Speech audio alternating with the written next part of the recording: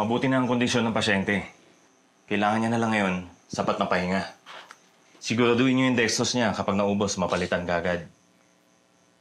Jane, alam mo na yan. Tinuro ko na sa'yo yan. Okay, kuya. Dok, ano pong dahilan bakit siya dinugo? Huwag kang mabibigla. Nakunan si Nina. Kailangan niyo pa rin siyang dalhin sa ospital.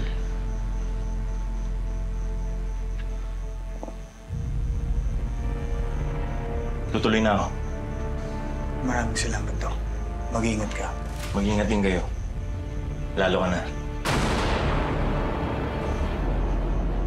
Dok, alito na po kayo.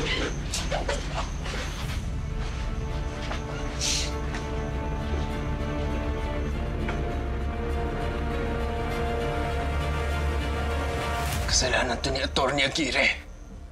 Papatayin ko siya!